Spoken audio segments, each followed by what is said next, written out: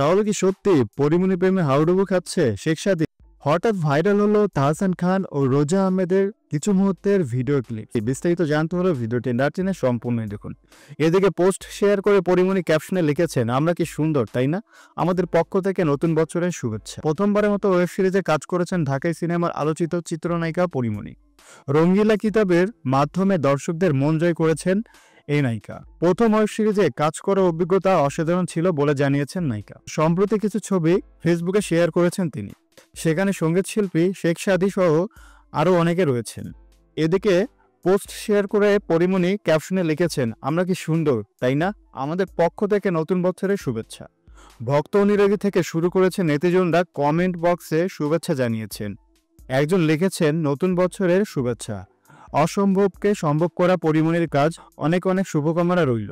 আরেকজনের ভাষ্য, আপনাদের ভিডিওগুলো সবসময় দেখি, অনেক সুন্দর হয়। সো হিয়ার্স, এখানে শেখ সাদী ও পরিমণিকে নিয়ে আপনাদের মতামত কি অবশ্যই কমেন্ট করে জানাবেন। নেট দুনিয়ায় ভাইরাল হয়েছে সঙ্গীত শিল্পী তাহসান খান ও তার স্ত্রী রোজা আহমেদের মধুচন্দ্রিমার ছবি ও ভিডিও। এই মুহূর্তে নবদম্পতি মালদ্বীপে অবস্থান করছেন। ছবি ও ভিডিও ক্যাপশনে রোজা আহমেদ লেখেন, জীবনের চাদরে আমাদের সুতা চিরকাল জড়িয়ে আছে, একটি ভালোবাসা এতটাই শক্তিশালী, এত ঈশ্বরিক। এদিকে পোস্ট করা ছবি ও ভিডিওতে দেখা যাচ্ছে মধুচন্দ্রিমায় সাগর পাড়ে বালুময় বিচে হাঁটছেন রোজা আহমেদ।